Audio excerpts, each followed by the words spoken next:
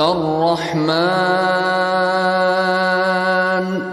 علم القرآن خلق الإنسان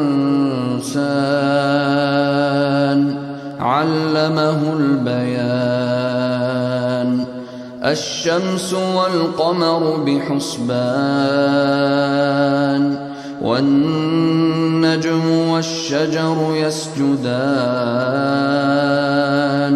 والسماء رفعها ووضع الميزان ألا تطغوا في الميزان وأقيموا الوزن بالقسط ولا تخسروا الميزان